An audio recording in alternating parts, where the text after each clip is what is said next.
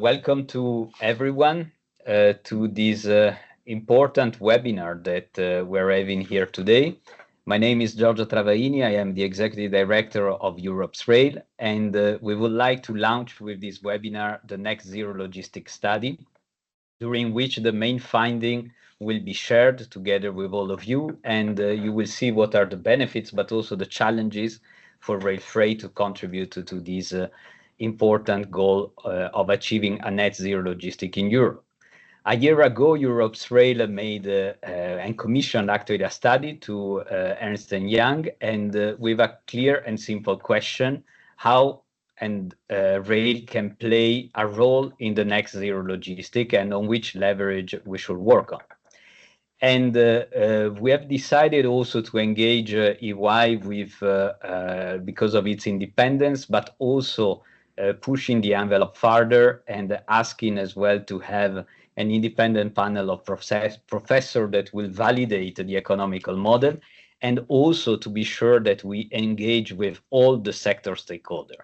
And for this reason, you can see that several associations linked to the race sector, but even outside the race sector, mostly with the logistic, join our adventure and were part of the steering committee together with the European Commission. Now, I believe that you are impatient, as I am, to know the insight of this study, and therefore I would suggest to start without further ado.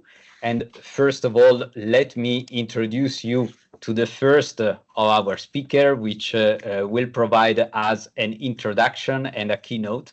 And it's my pleasure to introduce you Christian Smith, the Director for Land Transport in the European Commission. Christian, the floor is yours. Giorgio, thanks a lot, and I shall also be brief because I will not be introducing the study. That will be coming later, but I just wanted to say to all the stakeholders who have contributed to the study that it's great to see the sector come together. We need to collectively make the case for rail, and I think the study does that. We all are aware of the immense challenges that lies ahead of us, but I think also the opportunities. Of course, you all know the European Union has set very ambitious but necessary goals for climate neutrality for 2050. Here in Brussels, it is scorching, but it's even worse in the rest of Europe. You see me not wearing a tie because of the temperature. So here, clearly, we have work to do. And the transport sector, as you all know, is one of the sectors where our emissions are still growing. So decarbonizing logistics is essential for us as a union, and it is a very official target that we have set ourselves. And I would say this is, of course, where rail has a crucial role. But I would also say that that continues to be the case, even if other transport modes were completely decarbonized, even if road was clean, or inland waterways and maritime credible alternatives. I think we all agree in the study will certainly recognize that rail sits at the backbone of this logistics network that we have in Europe for many reasons. One, of course, is safety. Rail is super safe, but also in terms of energy consumption, and you all know that Europe is making progress to regain our energy sovereignty, and here rail, of course, is one of the most energy efficient modes of transport. You simply cannot beat steel on steel as, let's say, a efficient energy transmission model. Rail, of course, is then also at the heart, should be in the future of our industrial ecosystem. There are certain industries in Europe that would find it very hard to stay and survive and thrive and remain competitive if it wasn't for rail and connectivity with single wagon load and whatnot. But all these things only come out when we take a very comprehensive view of the rail sector and the rail system as a whole. If you look at an individual line, you'll say, oh, this line is not viable. That particular connection is impossible to justify. it is the network as a whole that needs to be defended, that needs to be invested in. And for that, I think the study that will be shown very shortly makes a very comprehensive and convincing case. But I would also, Giorgio, say that the business case, not just the case for rail, but the business case that we are making as a sector also needs to be convincing. And of course here, Europe's Rail Joint Undertaking is at the heart of making that happening in terms of co-creation on automation, on digitalization, on anything from digital automatic couplings to traffic management. It all goes into making rail not just clean, but also a convincing business case to invest in. Because at the end of the day, it matters none if we have net zero logistics ready, but the shippers are not ready to buy into it. It needs to be something that the clients, the customers, believe in. And here we all know the issues on punctuality, cross-border connectivity, etc. So these are the things that Europe's Rail Joint Undertaking is working on, the Commission is working on, the sector is working on, and if we can all get our act together, then for sure the promises that are set out in this study will be fulfilled. I'll stop by a word of caution and a word of optimism. We all know that on rail freight, and I'm sure other speakers after me will talk on this, that on rail freight, we are in a situation of stagnation in terms of modal share. And so it needs to happen. But I want to balance that with a note of optimism that I think there is a bright future for rail freight, that we have a target for it. We see passenger rail taking off now, I would say finally, and we see member states waking up to the need to invest in the infrastructure. So I do believe that for rail freight, there is a competitive future as well. With that, Giorgio, I hand back to you, and I look forward to see the many colorful slides I'm sure we can all expect with figures and the presentation to come. Thank you very much. Thank you, Christian, and especially on ending up with a note for the bright future of the rail freight that clearly we all need to push forward and make it happen. Let me introduce you the colleagues from Ernst & Young and Partner of Belgium that provided the intelligence to push for this study and make it happen with the input from all the rail stakeholder and logistics stakeholders.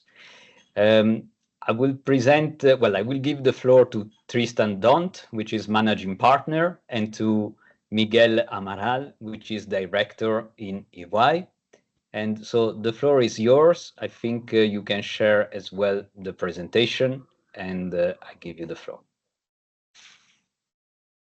Okay, thank you very much. And after this positive and passionate words about you and Mr. Schmidt, it's a pleasure for me to introduce to you the presentation of the study. And as mentioned already, it was a collective effort, and the study would not be even possible if we didn't have that collective effort and with EU Rail, of course, and the partner associations. And we believe that the outcome of this collective effort clearly show that a better integration of the rail freight has the potential to play a decisive role in achieving the net zero logistic change, while of course also fostering Europe's competition of competitiveness, which is, I believe, a quite important element, that you have the real balance between the sustainable and smart mobility strategy and of course EU's clean industrial deal. And I believe this is quite important in this. And moving this agenda forward, it will be undoubtedly required ambitious actions. And given the scale on one side of the investments required and the complexity of the challenges ahead, grounding upcoming policy choices and investment planning on the sound evidence is not only beneficial, but is an essential. So we are proud, of course, as a EY partner to play a role in this project, and thanks for that opportunity. But if you look at when it comes to the financing of the necessary investments, I would like also to highlight that the overall enhancement of logistic change efficiency can act as a catalyst for private investments, particularly in logistics hub, digital infrastructure, intermodal terminals, urban nodes. So we believe that this represents a serious and credible pathway to help bridge a potential funding gap for necessary investments. But of course, we are the first step, and further work would be needed to deepen and refine, of course, more the findings and the recommendations. But we hope that this study, and we believe that this study, of course, paves the way for future efforts in this area. But I will not take too many words, but I first will give also hand over the word to Miguel Amaral from my team, who will walk you through the key findings of this study. Go ahead, Miguel. Yeah, thank you very much for this, and I'm very happy to present the study. I'll keep it short so that we can focus as well on the discussion. So there is no need to remind and to convince you all that, I mean, logistic chains are a key driver of economic growth, and at the same time there is a strong need to decarbonize logistics for the EU to achieve its climate objectives. So a key objective of the study is to identify strategy to reach net zero logistic chains and foster economic efficiency, having in mind that to make this shift, I mean, innovation through automation and digitalization is critical in this agenda. So a few words on the methodological approach. We, as said by Giorgio, I mean, we've been relying on a group of academics and a steering committee to, one, ensure the independence of the study, and two, make sure this is reflecting a diverse set of perspectives so that we were sure that we were kind of well-grounded from the start to the end. The approach basically consists in defining and assessing three different scenarios that differs in terms of their level of ambition over the period 2025-2050.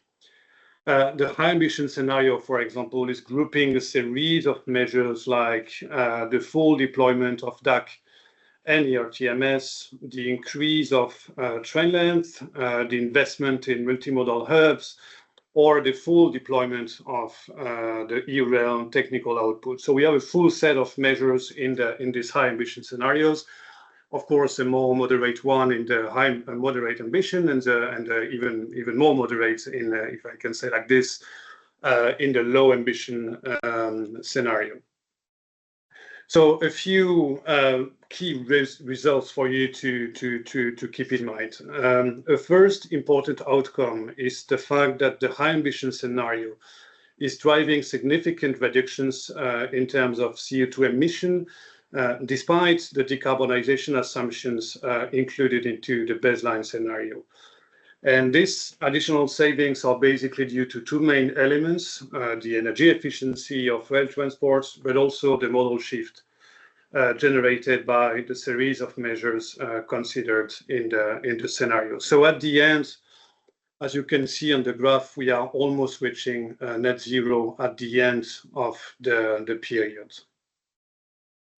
Of course, I mean, CO2 emission is just one part of the picture. So we have done a broader cost-benefit analysis. And this is showing that the high ambition scenario is driving strong socioeconomic returns, mainly due to a reduction in accidents and a reduction in congestion on road, basically. These are the two main factors that are driving the very positive socioeconomic impacts of the high ambition scenario. So in fact, we are entering into too much details when it comes to the values, but I mean, we show that €1 invested in the development of net zero logistics will generate €5 of added values for the European society as a whole. So we really have a strong case for the high ambition scenario given the magnitude of the socioeconomic impacts. This outcome is all the more significant since the high ambition scenario is also driving very significant savings when it comes to road decarbonization, when it comes to energy consumptions, and when it comes as well to infrastructure management, so maintenance and renewal of the road and rail infrastructure. So if you look, for example, as the figure is showing at the energy savings, I mean, we show that the cumulative energy savings over the period amounts to nearly 75 billion euros, which is mainly due to the energy efficiency of rail transport. So this is very much representing very significant resources that can be reinvested to contribute and fuel the competitiveness agenda. I would like to underline here that, as you'll be able to see in the report, but we are also trying to make very clear that the high ambition scenario is also kind of holding the potential to make the entire transport system way more efficient, including by kind of optimizing, transport flows across modes, reducing empty trucks movements, or again, reducing the congestion on roads. So all in all, if you take all these effects into account, I mean, we believe that the high ambition scenario is clearly the one that is showing a significant potential to contribute to, one, the clean industrial deal, but also the sustainable and smart mobility strategy. There is, in fact, a couple of policy implications that can be derived from this study. The first one is that clearly, I mean, in comparison to the two other scenarios, the high ambition scenario is the one that should be prioritized going forward, given one, the magnitude of the socioeconomic benefits, two, the contribution to the reduction in terms of CO2 emissions, and third, all the cost savings I've been mentioning that come with this scenario. Second, and this is a very important outcome of this analysis, there is clearly a strong rationale for bundling measures and ensuring a whole of network rollout to kind of maximize the impact. So all of the philosophy, the rationale behind the high ambition scenario is really to gather measures together. And I'll not learn you anything in saying that there are a lot of complementarity or synergies or interdependencies across the different measures. One example is the complementarities between DAC deployment and ERTMS deployments. I mean, if you bring them together, I mean, the global effect is going beyond their single, value added to the transport system. So that's to be taken into account. If you think at the game changers included into the EUL technical tools, I mean, this holds the potential to really, deploy all the possibilities when it comes to, capacity increase with ERTMS deployment. I mean, so clearly, I mean, there is really that need to bring the different measures together in a coordinated manner and to ensure this whole of network rollout, basically. So this also means, in turn, that, I mean, having and developing those measures in isolations, without sufficient coordination, if I can put it like this, will likely result in some missed opportunity for the logistic systems in the EU as a whole. A third very important policy implication is the fact that technology can and should be a key driver of this agenda. notably because it allows for kind of the optimization of network capacity without extensive infrastructure investment. And somehow, I mean, this study is making a very strong case for this policy implication. We've been trying to provide the best evidence to kind of put this forward, and we feel this is extremely robust. Even with all the sensitivity analysis we've been doing in a context where all of these outcomes are, build on, baseline scenario that is extremely optimistic. We can say like this. I mean, this result is extremely robust. So to achieve this, we've been putting forward, again, in close coordination with the different associations and included into the steering group, a set of recommendations to help drive this agenda forward. The first one, of course, is related to strategic planning. I mean, there is definitely a need to kind of develop a strategic roadmap, defining responsibilities, defining timeline, defining objectives, defining how to bring together these kind of different measures, again, to harness the different synergies and complementarities with those different measures. When it comes to infrastructure and capacity management, I mean, this is definitely an area to invest on, no doubt about it. I would just insist on two elements. One, as I just said, I mean, this can be achieved largely via, coordinated technology development. Again, I mean, technology is behind a lot of measures we've been putting forward, and I think, under the leadership of Jeroen in this area, I mean, there is really a lot more to do to make this high ambition scenario a reality going forward. Another one is that, I mean, all of this agenda has to give a strong focus on the key role of hubs, so multimodal terminal, seaports, urban nodes, etc., etc. I mean, this should be all part of the strategy here. How to better connect, ensuring last mile connectivity, those hubs with the larger logistic networks. That's absolutely key. Of course, I mean, the investments that are under the high ambition scenario are quite significant, so 50 billion euros at the EU level, basically. But we've been trying to put forward some ideas, including, trying to harness the different source of funding available. One is, coming from the private sector, so trying to find the right condition, the right market condition, the right institutional solutions for the private sector to be able to contribute to this agenda. And of course, we can believe that improving the efficiency of logistic chains across the EU can be per se a strong driver of private funding, for example, in terminal or this kind of investments. Of course, there will be opportunity to leverage revenues from the emission trading system too, basically, as well as I was saying, basically, the high ambition scenario is kind of, generating major savings along different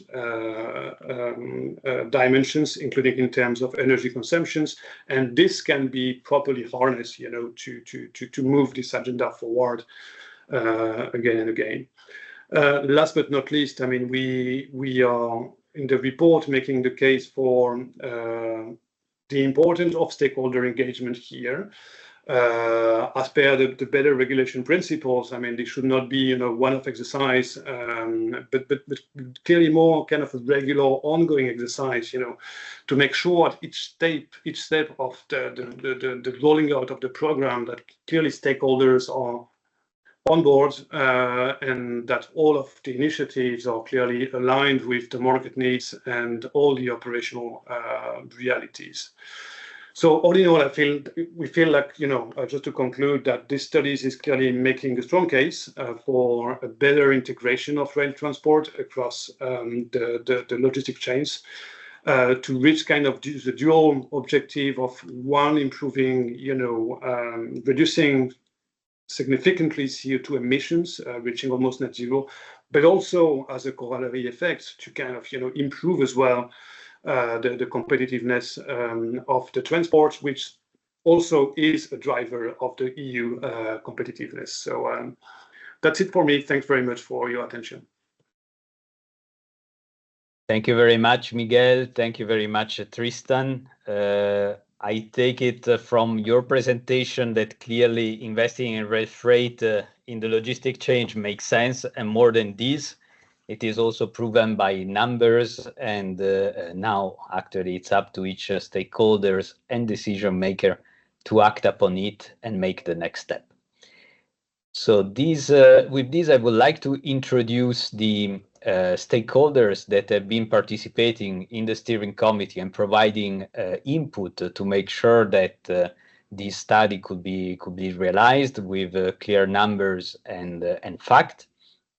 And you will also have the possibility to ask us any question after this brief discussion with all the stakeholders that are present today in our webinar. So don't hesitate to write us questions in the chat, and I will take them up as soon as they arrive or just after the presentation of the stakeholders. So to introduce the stakeholder, I will do it in an alphabetical order from the sector association, and we start with CER. We start with the Executive Director of CER, Alberto Mazzola. And Alberto, my question to you is the following. Rail freight today, it's clearly playing an important role in the Draghi and Letta report for a positive impact on the European market.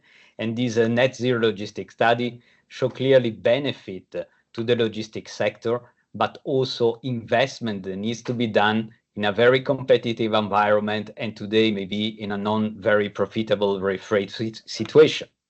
And this is also ongoing with ports and with inland waterway.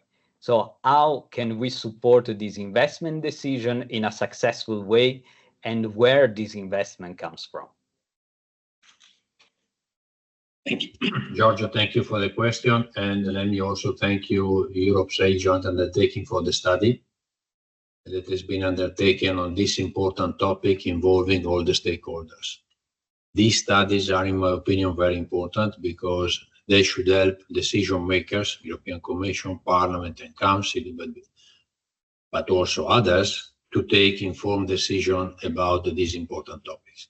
I think net zero logistics is a big challenge. We have seen the data, 10% of the emissions are coming from the logistics, and these emissions are increasing. So we are not in a good path. So we need definitely to make a lot of effort to go and to reverse the situation.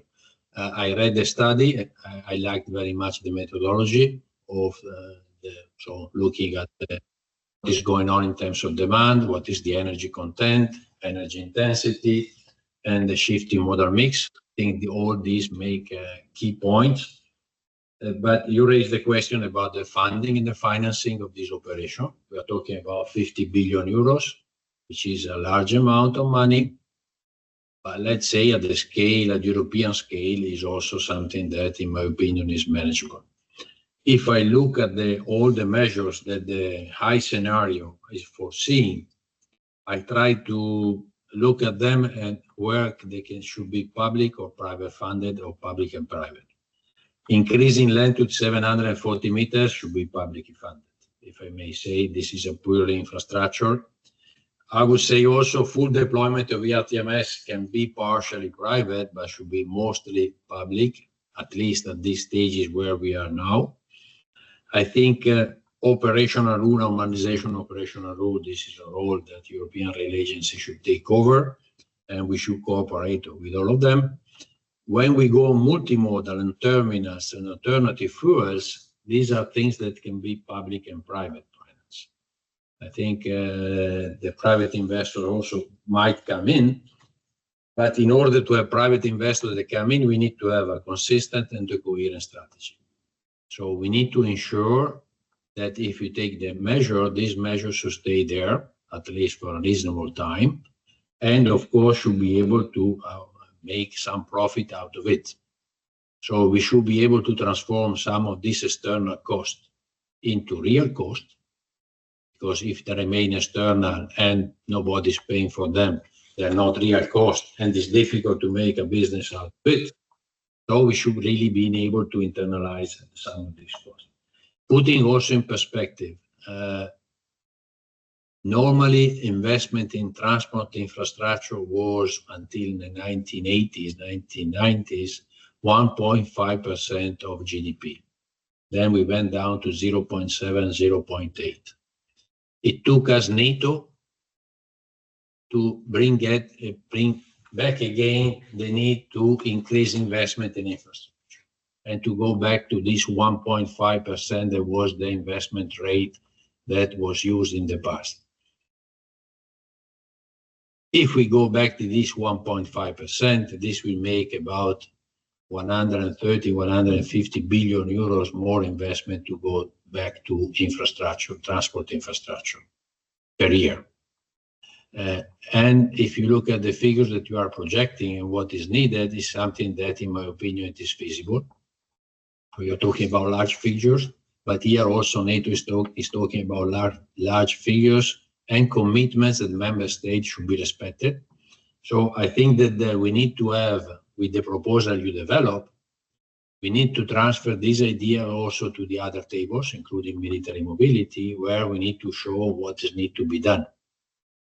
And many of the things that you promote are good for rail freight. I would say 90% we say are good for rail freight, and they are good also for military mobility. So I'm expecting that we'll be able to go in this direction in the next years. As I said, these studies are very useful because they provide us food for thought. They provide us the background that we can use when we are going to talk to decision makers and also to investors.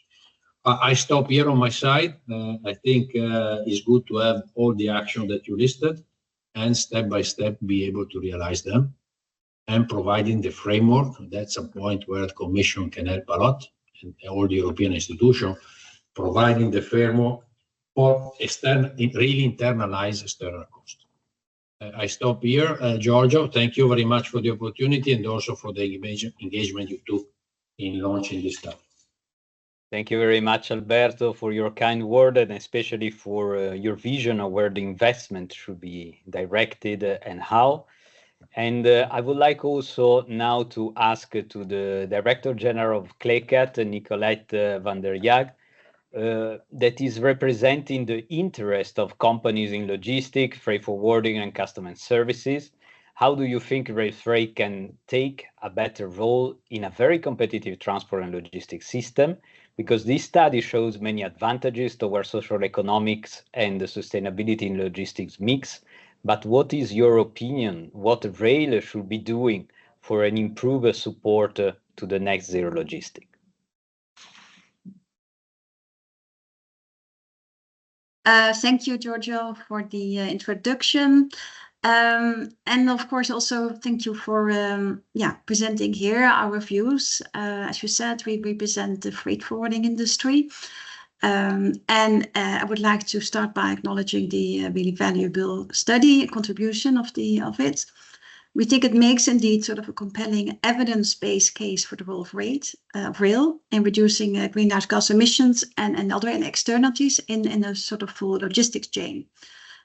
It gives good data, and I think it may be useful for companies in making good informed decisions. The modeling results are particularly relevant as they do not assume a weak performance for other modes of transport. And that's, of course, for us, we're using all modes of transport, particularly relevant. In fact, they incorporate ambitious decarbonization pathway for road transport as a baseline. So under those conditions, as has been said, rail continues to deliver a strong added value, not only in terms of CO2 emissions, but also lower congestion and then fewer accidents and reduced energy consumptions. As sort of logistics service provider, CLECAT and its members, we are aligned with the objectives, of course, of greener, more resilient transport chains.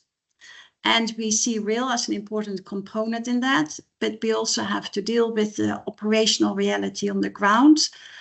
And unfortunately, the reality too often discourages the use of rail. And then maybe my messages are not too rosy, but it's a reality of life. We heard it also recently in sort of a Brussels conference from the independent rail freight companies. That unfortunately the feedback from companies is that the service performance is #1 barrier. And today companies face delays, rerouting with little notice, lack of visibility of shipments, and inconsistent quality across borders. We hear too often about cancelled trains, excess dwelling times at terminals, absence of transparent customer interfaces. And furthermore, long-term planning is often hindered by, and that's of course a pain for all, also for the operators, uncoordinated infrastructure works, very little compensation or really effective coordinated rerouting options being offered. So if we want to make rail freight to take a stronger role, we want 3 things to happen. First of all, there needs to be sort of a cultural and operational shift towards service quality and customer orientation. The study rightly highlights the benefits such as reduced congestion and energy use arise when rail is made more attractive and competitive. It won't happen without a reliable high-performance product that shippers and freight forwarders then trust. Secondly, there's a need to invest in digitalization and real-time data sharing. That's actually across the chain. We hear too often that when rail is being used, this enters into a black box and there's no access or visibility. Of course, that is not the case. This is quite general. I'm sure that this happens, but often it is not there, and visibility is essential for planning efficient multimodal services, especially when rail is combined with road and maritime transport. And then I think it's important that we recognize also in the rail freight sector that all modes, that we need all the modes. And there's no single solution to net zero logistics. The study shows that even as road transport undergoes rapid decarbonization, electric vehicles, alternative fuels, stricter CO2 targets, the benefits of shifting long distance freight to rail, I mean, that still is substantial. Doesn't mean that we should blame road transport for emissions of the past. On the contrary, road freight is also becoming cleaner, and forwarders are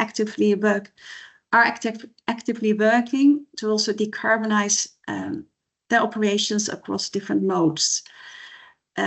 So therefore, again, the focus should not be on mode competition, but ensuring that each mode performs to its potential.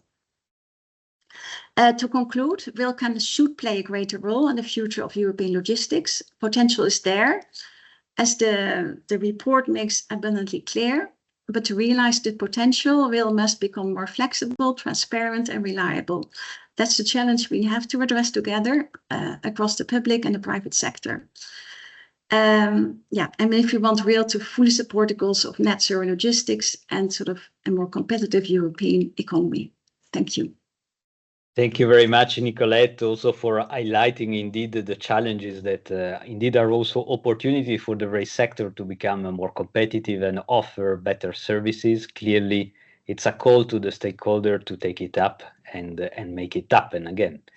And speaking of stakeholders, we have also here with us the Director of Operation at EIM, Bardo Schettini Gherardini, and to you, Bardo, in a very concise manner, I would like to ask you, how do you think we can actually push for joint type of investments that the net zero logistics study is highlighting, especially with intermodal freight hub and harbors, but also in terms of innovation? And can deployment or pre-deployment be also successfully coordinated at European Union level? Well, good morning to everybody, and thank you, Giorgio, for the question. Well, actually, indeed, well, let me maybe first saying that we also welcome very much this study for different reasons, but certainly because also it corresponds to the I would say, to the policy objectives that we have in AM when we stated the 2024-2029 objectives. One of those were clearly optimize resilient intermodal integration across the logistic chain. So clearly, this study fits perfectly into our political goal. Now, having said that, of course, when we talk about investment and investment on innovation, but not only, clearly, I mean, the public funding is not sufficient, so to cover the huge amount of investment that also the study showed clearly. So here we need to go for private-public partnership. It's one of the. It's not only the only solution, but clearly is one of the solution that we have to, and I will say our members, but I will come back to that, are already looking to that. Of course, there are also other type of investment or source of financing, like from the European investment banks or other source of revenues that we can also explore, like the ETCS, emission trading system kind of revenues. But again, let's not. I mean, the study, it's very useful because it allows us, in any case, allows the companies also to show the business case. When they approach or they explore a private-public partnership, and I would like really, to focus on this aspect, because to set up PPPs in our sector, although it is essential, it's not an easy task. It's not an easy task for because, of course, there is quite a lot of complexity in structuring those kind of financial PPT, starting from the fact that there are requirement of a massive capital investment, but the returns of these investments is very long. It's 20-30 years. Then also, to allocate the responsibilities and between the private and the public players is not so easy. Alberto was mentioning that some of the activities should be financed publicly from a public funding, others from private ones. Already shows that it's not so straightforward. There are not so straightforward solutions in creating PPPs. But of course, also this is linked also to the technology integration, and that is where maybe some interesting aspect could be really take part, because when we discuss about integrating technologies and exploitation of new technology solution, that could also give some avenues for giving longer term perspective also to the private investors in terms of return of their own investment, because of course investing in infrastructure, when it is embedded into this investment, the uptake of new technologies, I mean we mentioned DAC, we mentioned FMCS and others, can give a longer term political perspective of commitment in terms of let's say performance of the railway sector and the railway infrastructures, meaning also increasing the traffic, increasing the ability to cope with also the other modes of transport. I mean, to be competitive against other modes of transport. Not to say, of course, to make it more greener. I mean, to make it greener. So these are elements that somehow we can, are absolutely important and can also be found in this study. Now, maybe a very short comments about the fact that PPPs are already. I mean, our members, our companies are already actually some of them are increasingly exploring the possibilities to have PPPs. I'm just making a couple of examples. I mean, in Portugal, there are 3 PPPs that are planned, and the first one is already ongoing on high speed, on the high speed rail. As well as in Spain, the current high speed rail network has been financed around 60%. From with the private European capital, private investors. Already 4 PPPs ongoing. one, I think, worth around 50 billion euros. And we're also exploring, SNCF Réseau is exploring one PPPs on new technology, actually, on the FRMCS, which is, for those of us who are also engaged in the activities related to innovation, we know that FRMCS is one of the flagship activities that are currently looking at. So, and this also leads me maybe to the second part of your question about pre-deployment coordination, which is absolutely essential. Also to come back actually to what Nicolette was saying, where asking about the coordination at cross-border level among the infrastructure manager for constructions of renovation works, and this is absolutely essential. And pre-deployment coordination, we see it for complex new technologies, is becoming absolutely a must. That's also the reason why we are very let's say, pushing for high-level coordination at European level of the deployment of new technologies through, we have in Europe's Rail a high-level deployment group, and we are really, really supportive of this approach, because a strategic approach in terms of deployment of innovation is absolutely essential, also to allow to build a case. Thank you, Bardo. Thank you. Thank you very much. And let me also give the floor actually to the Secretary General of ERFA, Conor Feignnan, that could maybe answer to the following question.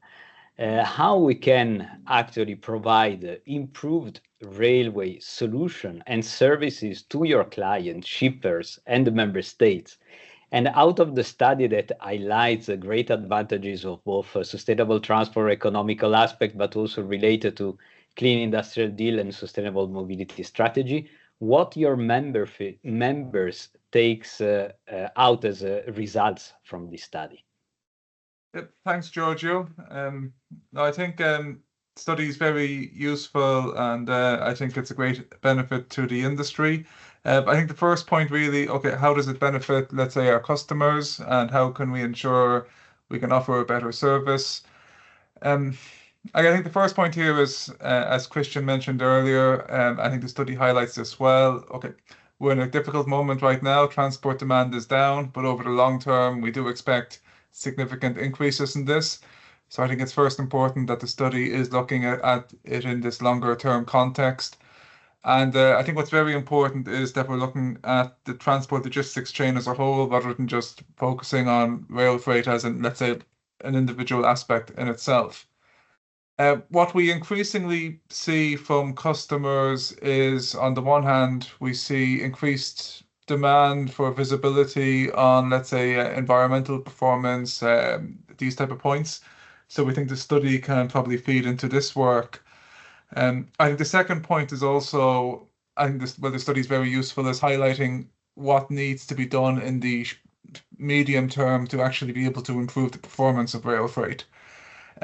What we're very happy to see in the study is that it probably reflects very well the changing nature of rail freight. Okay, even though rail freight is struggling, it's quite stagnant in terms of modal share. What's happening within the rail freight market is quite dynamic. What we're seeing is very significant increases in intermodal traffic, which is really becoming, let's say, the backbone of the rail freight industry increasingly now. And I think what we see in the study is also a change of perspective to how do we facilitate this traffic. This traffic is usually international, long distance. So we really welcome, I think, the focus on improving cross-border capacity. We're quite hopeful the regulation under discussion right now will achieve this, but also the development of terminals and hubs. So I think, how does this, let's say, study contribute to improving rail freight services? I think the key point here is we feel the study really is identifying what are the critical points to assisting the high growth markets in the rail freight industry. How does the study contribute to how is it a benefit to our members? What we see, this is going on throughout Europe now, is lots of discussions on what are the financial priorities of member states. Okay, we all say rail freight, but everyone has different views. And the rail freight industry today is largely made up of small to medium-sized companies who quite often do not have the resources to be able to make these cost-benefit analysis and long-term investments. So this study, really, it's a great tool to be able to assist the rail freight industry in providing this long-term cost-benefit analysis on the need to invest in railways. I think we have some great takeaways. I know for the high ambitious scenario, the €1 invested, €5 return. So there's some great data to take into the national discussions. But yeah, so I think to conclude there, I think we really see medium-term benefits in improving rail freight that is presented in this study. And I think now the key thing is to take this study and to enter into those European and national discussions. Thank you. Thank you very much, Conor. And we take it clearly as a very positive sign on what we need to do. And it is now also my honor to introduce to you the president of UIRR, Ralf Charlie Schulze.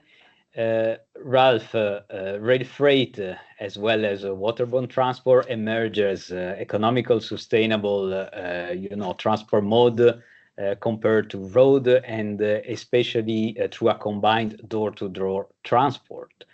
And rail freight usually cover long distance section for most combined transport, and through that means through intermodal terminal contribute very much to this door-to-door combined transport, and how much this is essential for you, and also what is needed to perform the first and last mile connection to the terminals. Thank you very much, Giorgio. So we are together with Nicolette and the shippers representing the customers of the rail freight system. And I think it's very important that these customers are not forgotten. And this study is important for us because it complements very well the study that we made ourselves beginning of the year on the efficiency of intermodal. And we identified 5 efficiencies, 2 related to environment. So the Green Deal is definitely not dead. So we are 90% better when we compare intermodal to unimodal road regarding the CO2 emissions, 70% better regarding energy efficiency, but we also analyzed the impact on infrastructure, safety, and labor. I think this is very important that we see that intermodal in the future should be the backbone of the transport system, including the 2 silos for which Christian Schmidt is responsible, so road and rail, to really have even more efficiency than you ever can take out of one mode alone. Regarding the terminals, the large intermodal terminals are equipped generally with electric gantry trains, which use renewable electricity. Horizontal intermodal techniques employ electric power as well. And mobile equipment such as reach stackers, terminal tractors are also available with battery electric powertrains. So railway last mile is ideally performed by electric line locomotives. These kind of, in German you say Schwungeinfahrt, mean these push-through terminals, battery electric shunting locos, they are also increasingly available. So increasing the number of our members' intermodal terminals and of the terminals of the sector on the whole are equipped with these electric transshipment solutions. I think this is a very, very good and important step forward.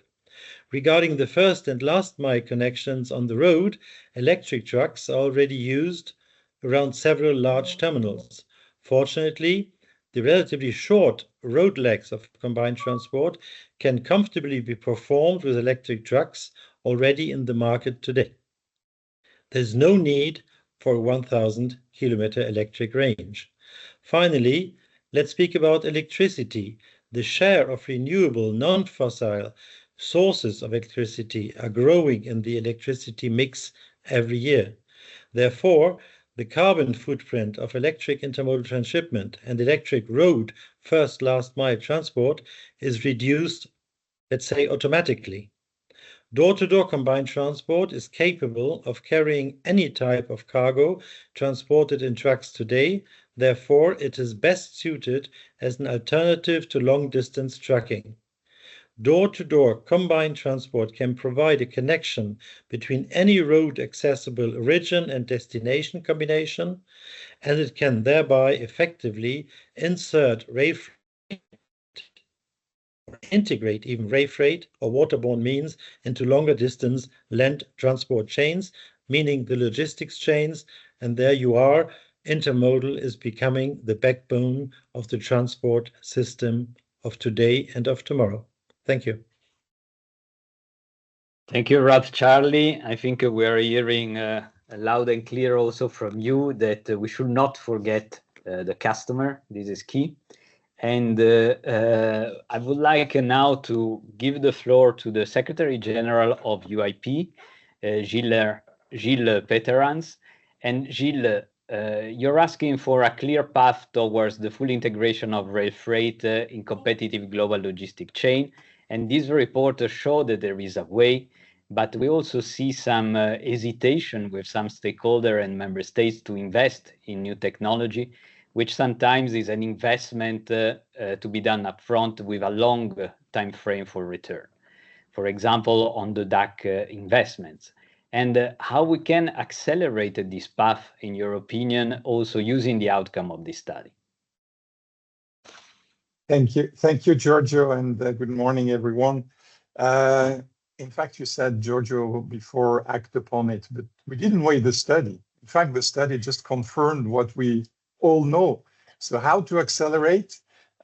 Just make the study more public so you can argue not being a person with an opinion, but being a sector with data, you know, and that will already help us. I think it's not a message which we need to pass because we are opinion, but we have the data, therefore, and thanks for this. In fact, we didn't wait the study to invest as Wagon Keeper, as you know, since more than 100 years almost. We are investing 1.5 billion in new rail freight wagons every year. And the study confirms why we should do it.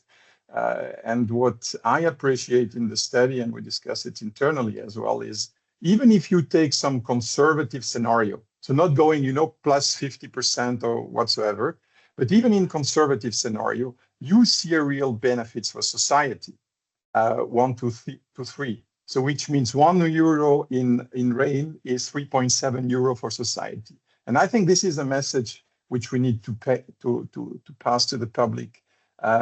Why? We know the budget, and you know the budget better than I do at European level. And I have said in a meeting where Eno was there, I've said the MFF is a joke.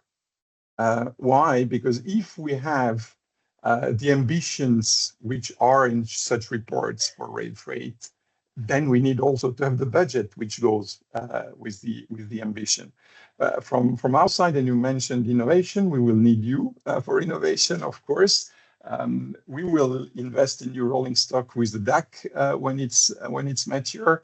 And if we want to change the whole system, as for any innovation, because we have high life cycle cost in infrastructure in rolling stock, we will need public funding, but that's normal. That's for any innovation. It's not specific.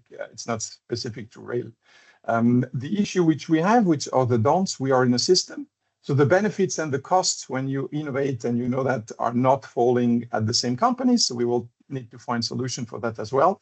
But at the end, I think for us, the main message is really towards the customers, saying, look, guys, we can be a solution for logistics. Nicolette has mentioned she uses, or their members uses more than only one mode of transport. And for rail to become a solution for logistics, we will need innovation. And if we ask public, why should I fund it? Then we use the study. And we have the story, which we need to sell if we want really to be the backbone, as Rafael mentioned, if we want to be the backbone of good mobility in Europe. So thanks for the study, and now up to us to sell it to the one who need to know. That's how we accelerate it. Thank you very much, Gilles. Thank you as well for highlighting indeed that it's a systemic nature of the rail system, and that's why all the stakeholders really should stick together, and we should move together. And the last but not least stakeholder in alphabetical order of the association is the Director General of UNIFE, Enno Wibe. And Enno, the report show important possibilities for an increased contribution of rail to the logistics sector. And how does the prominent European rail supply industry benefit from this, and how especially can contribute to a smooth and fast transition? Because we're speaking of a system and considering also the economical situation of rail freight today, how can we perform this system migration in an economical and viable way? Thank you, Giorgio. The advantage of being the last speaker almost is that I can make reference to the other speakers. That makes my life significantly easier. I haven't yet been in the sector for 100 years like Gilles Peterhans, but there is one blunt message I would like to give here, and that is that a healthy rail sector is a healthy rail supply industry. With other words, all those wonderful colleagues who have been speaking beforehand, I have a natural interest that they are doing well, actually, starting with Alberto Mazzola, then to Bardo from EIM, Connor, we had the UIRR, and last but not least, Gilles Peterhans. So only if these gentlemen are doing well in their business, then I am doing well as well. And so I have actually not a direct, but I have an indirect interest, actually, that rail freight is becoming more competitive and is doing well. And you asked the first question to Alberto about, or you referenced the Draghi and Letta report. I think that was a big wake-up call for all of us. And I'm very happy if we can use this study then for further lobbying. And I think here Alberto and I will definitely align, in particular when it comes to addressing decision makers. But what I want to mention in particular, and I think here I'm addressing all of you, including decision makers from the institutions as well as the partners from the rail operating communities, there is still a lot of homework to do. Alberto, I think, used the word huge efforts. This is what I would like to come back to. Firstly, for us, of course, it's the deployment of technological improvements, like, for example, digitalization. I don't want to stress it too much, but we had ERTMS, ETCS, FRMCS, and the digital automatic coupling already to make the system more efficient. From our point of view as the rail supply industry, of course, it's a continuation of R&D efforts, because this is actually one of our competitive advantages.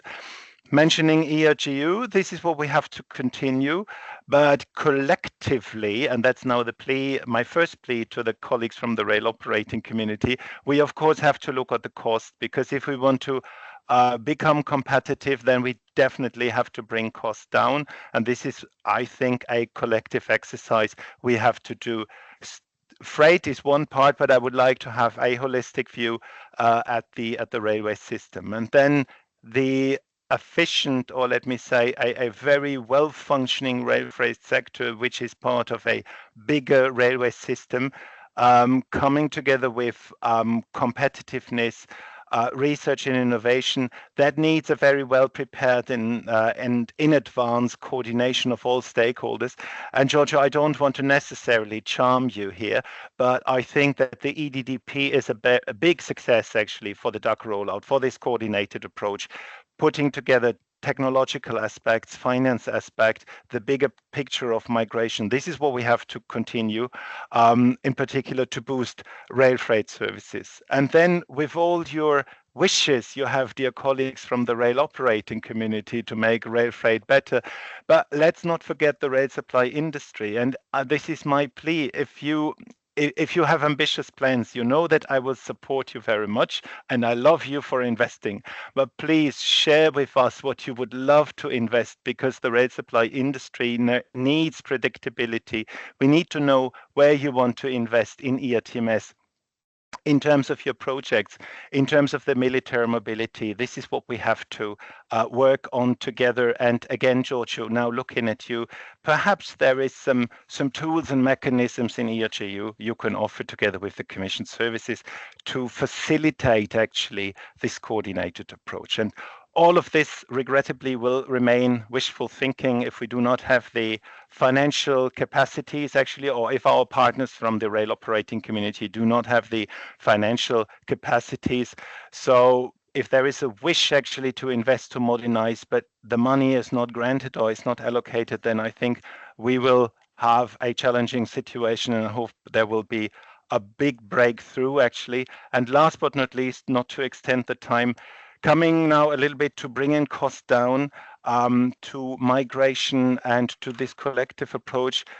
We are convinced that in terms of the regulatory framework, in order to make rail freight competitive, in order to make the sector competitive, we really have to work on our regulatory framework. We have to stabilize it. I'm not talking about freezing it, but just stabilizing the core functions, and then to discuss about evolving the periphery, because I do not see a mismatch between research and innovation and regulatory framework, and we have to significantly simplify the regulatory framework, because as I said, we need to bring costs down. We have to benefit from economy of scale, and I think there are a couple of challenges ahead of us. It's not impossible to solve them. Happy to have a new instrument now, a new tool to promote it. I see immense opportunities to modernize in this competitive environment. So let's roll up the sleeves again and let's go for it. Thank you very much, Enno. I think also here your message is clear and loud and well heard. We need the predictability, we need the strategic oversight. And I would like also to highlight that one of the recommendations of the study is also for us to develop a clear roadmap together with the decision maker to make it happen, so that it doesn't remain just wishful thinking, because this is what we would like to make all of us happen. And I would like to thank everyone for your strong words and also your belief that rail freight is the solution for the net zero logistic and for, at the end, a better Europe and a better transport. It is now the time for the question and answer. So for all of you who are online, you can write it in the chat or in the Q&A type of session. But at the moment I cannot see any questions, so I think that everybody was being crystal clear, and also it's true that the study is very well written, in the sense that all the assumptions are well explained, as well as the results and the methodology. So thank you very much for this. For the great job being done. I still don't see any question raised.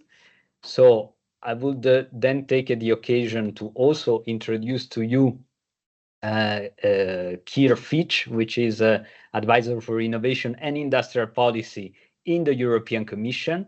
And Keir, I would like to ask you to provide the closing remark for this interesting webinar, and also looking into your take about the study and all the sectoral association answer to the different questions.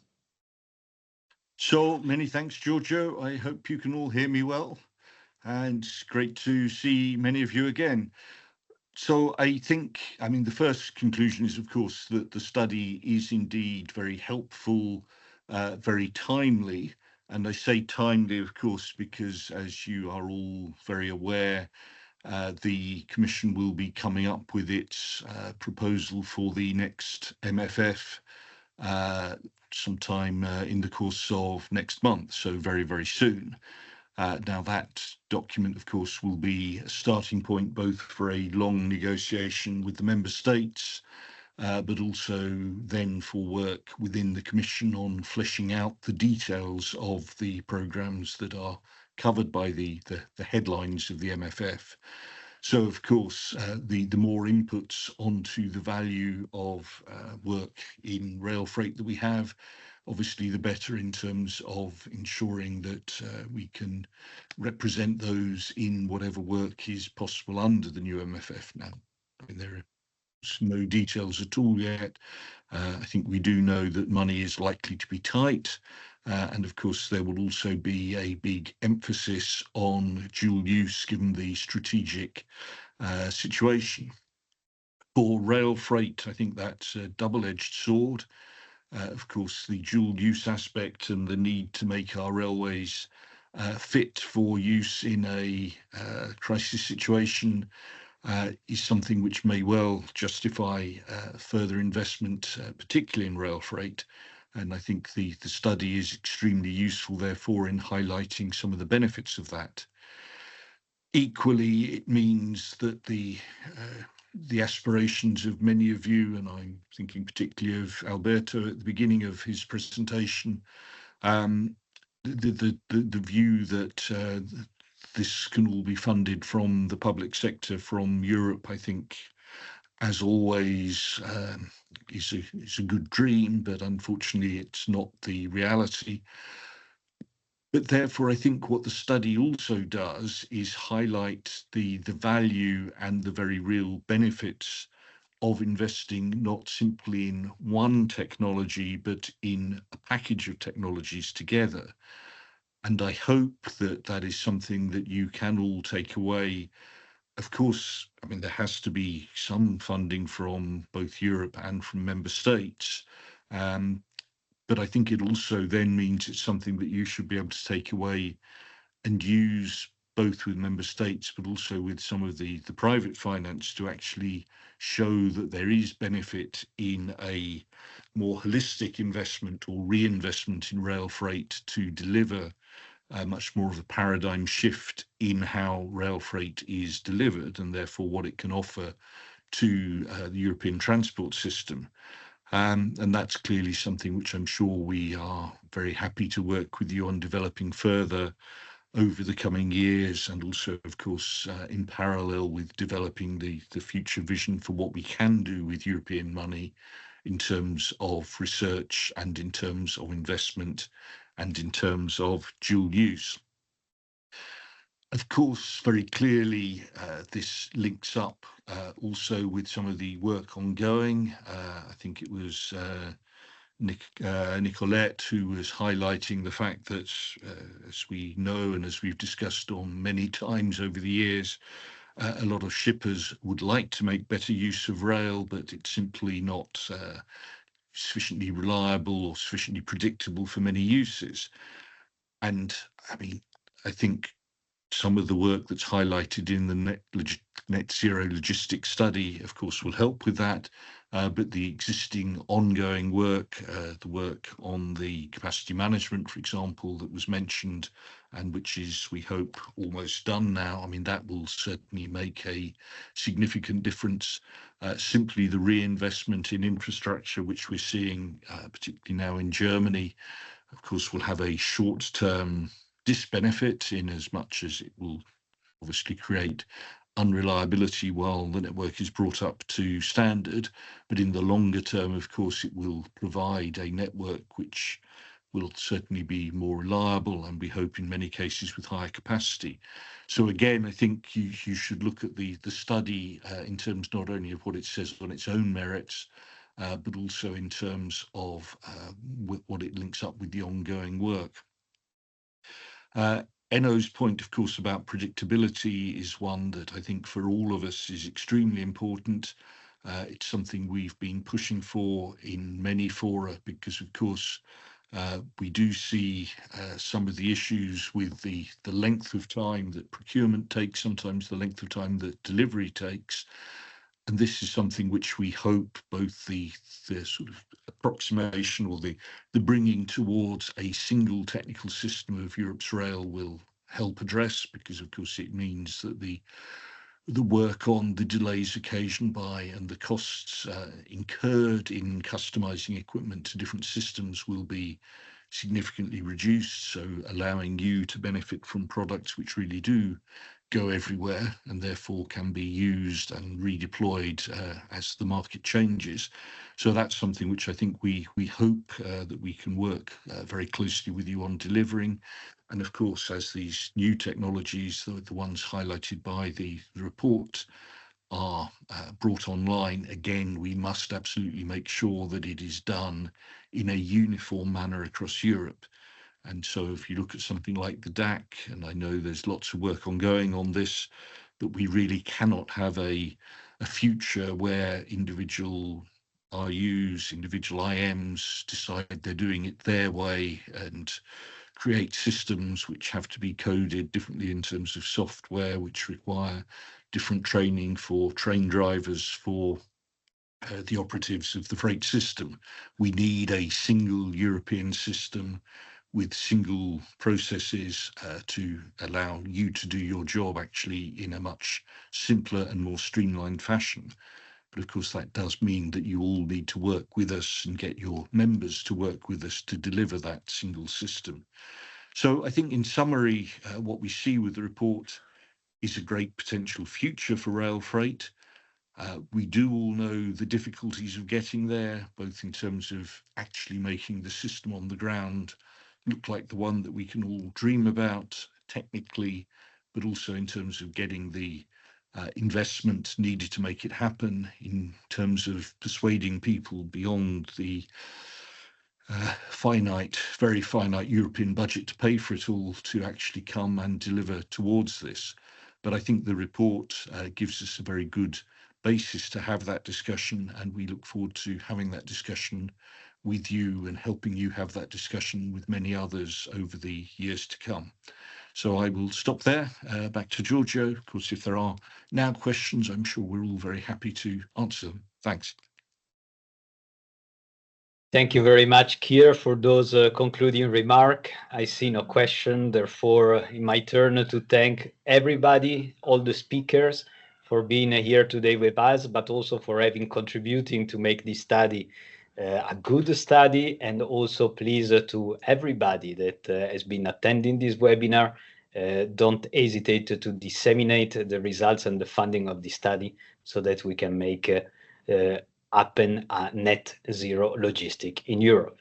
Thank you very much, and I wish you a good day. Thanks, everybody. Thank you. Bye. Thanks very much. Bye-bye. Thank you. Bye-bye. Bye-bye. Thank you, bye. Thank you.